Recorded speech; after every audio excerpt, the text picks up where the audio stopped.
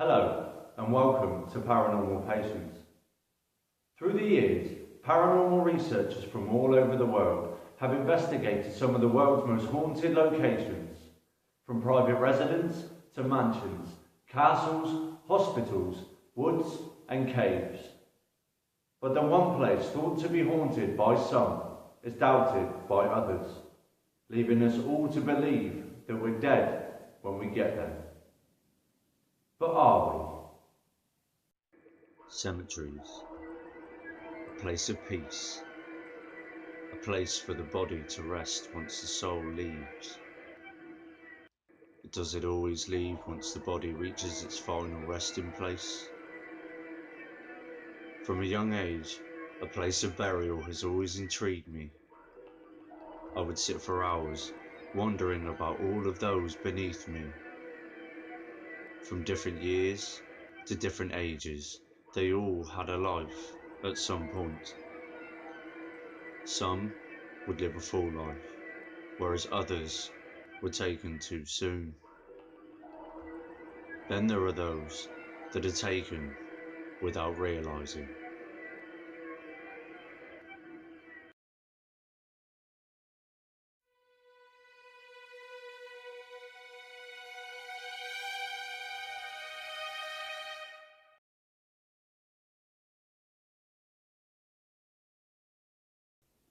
From the 16th century right through to the 19th century, premature burials were not that rare, seeing as doctors couldn't always declare a death as they can today. Things such as comas, seizures, and other medical conditions that would seem a person was in a death-like state weren't recognised around this time.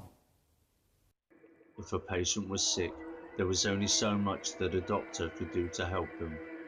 Medicine wasn't as advanced as it is today, so if it was believed that you were gravely ill, the doctor may not see you.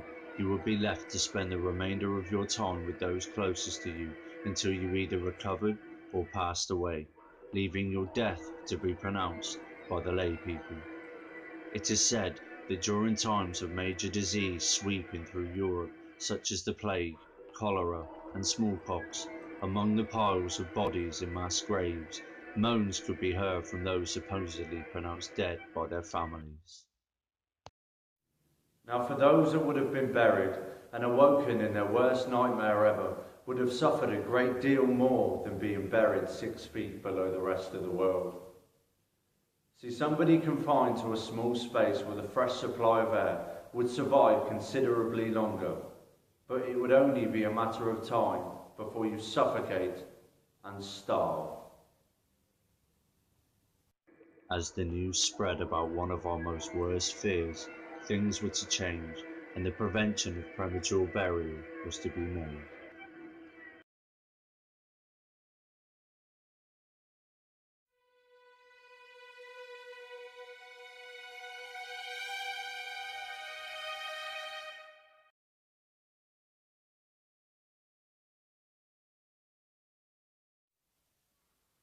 During these times, many different experiments were tried in order to prevent these premature burials. It goes without saying that it was only the rich that could afford these things, leaving an unknown number of premature deaths from the poor. Industrial inventors from all across Europe did what they could to save people from this disastrous tragedy. The devices that were created were similar to each other, but they all changed over time in their own way. The deceased would have been buried. A piece of rope would have been attached from the hands of the victim to a bell and tower on top of the grave. Any movement from inside the coffin was supposed to ring the bell to indicate that that person had been buried alive. Although the idea was good, the result itself wasn't so great. At times the bells on top of the graves would ring, but it only turned out to be because of the transformation the body goes through after death. Different methods were used, from rockets, fireworks, alarms, to a periscope-like tube in order to smell if the body had started to rot after burial. If so, the tube would be removed. If not, the body would be dug up. One invention was a little different from the others. It was more like an escape vault. The body would be placed inside one of these vaults with some food and water in case it was they were to awake. There would also be a handle on the inside of the vault in order for the person to get out, but with all these inventions, the horror of premature burial still exists. As paranoia swept through Europe, other measures were taken to clarify whether or not someone had passed on. Germany had a Leichenhauser, or hospital for the dead. Doctors figured that the only way to clarify whether someone had died was to leave them in a heated mortuary for 2 to 3 days until obvious signs that the body had started to rot. Not all were happy to be laid out for days and left to rot. Some were so paranoid about being buried alive that they would make sure that their fate was met if the time had came. Some had asked to have their throat cut or completely beheaded. Others would ask to have their heart pierced or completely removed. From complete removal of limbs to simply poisoning them, they were determined not to wake up once buried. Because of the amount of people being buried due to ill health and disease, at times graves were excavated and the skeletal remains were placed inside a bone house. On times, on opening these coffins, they would find the body all twisted, knees up to its chest, no fingernails or no fingers at all, scratch marks on the inside of the coffin, a clear sign that this person was buried alive.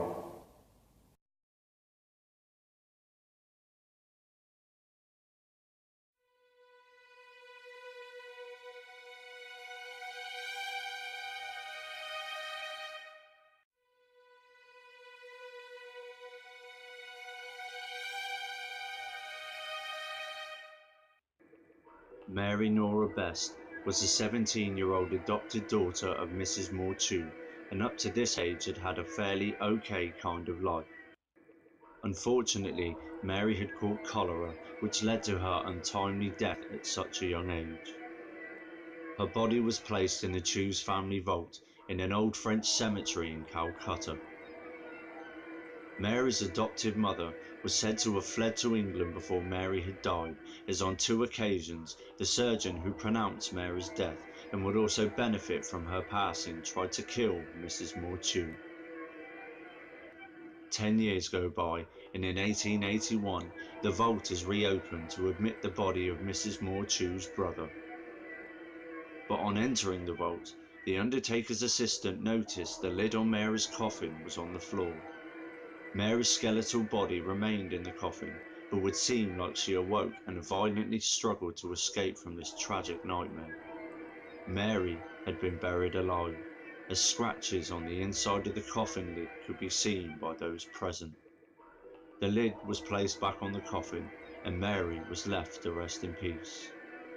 It is said that the surgeon who was to benefit from Mary's death had poisoned her so he could declare her dead in order for him to receive his benefit.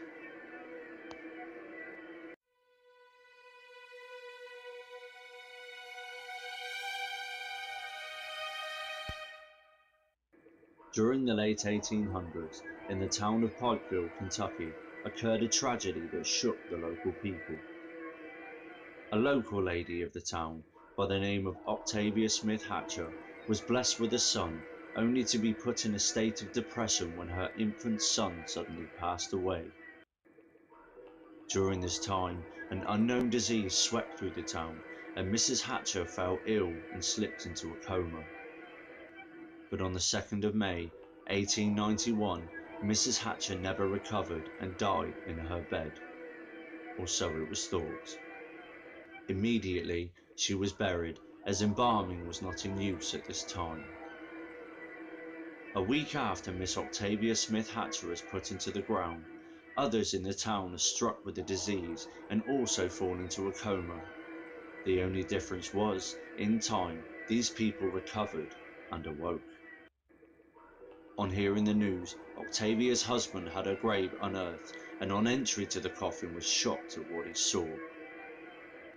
The lining on the inside of her coffin had been shredded. Her nails were covered in dried blood and broken where she had tried to claw herself out. the expression of fear on her face that would haunt you for the rest of your life. Octavia Smith Hatcher had been buried alive. As grief-stricken as he was, her husband had her reburied and built a monument over her grave that still stands today.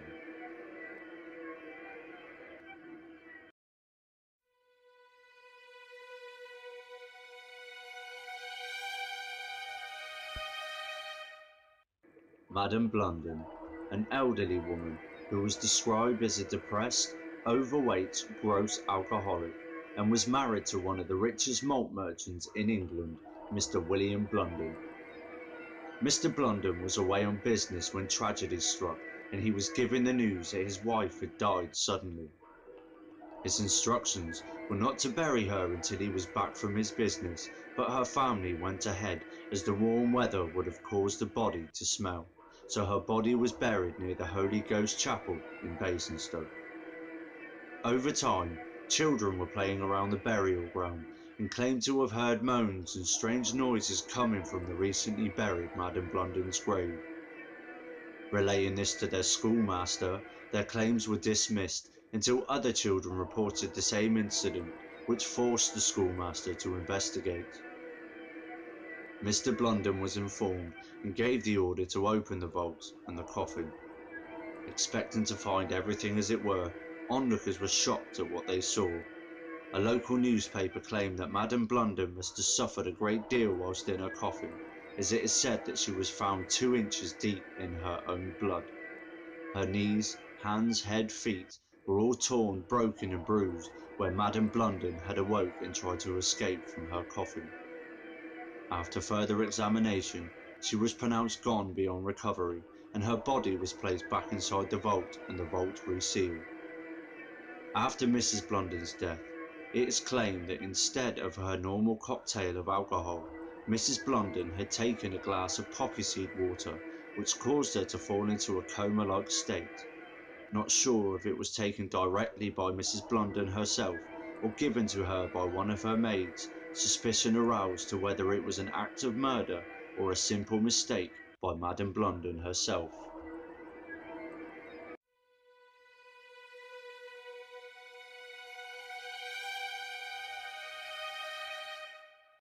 The year was 1901, and Madame Bobin had arrived by steamer boat from West Africa.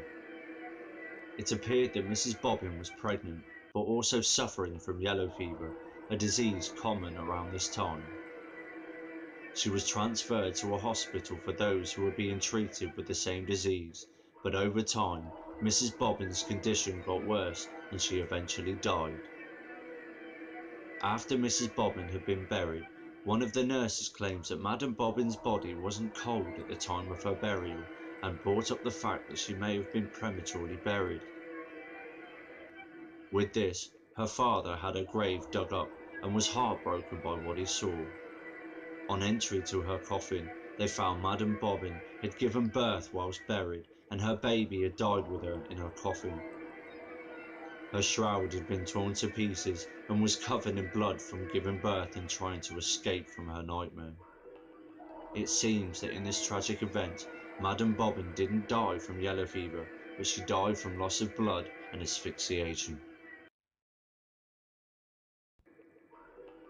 So the next time that you're walking through a cemetery or hear of strange happenings inside of one, remember those that may have been buried before they were needed to.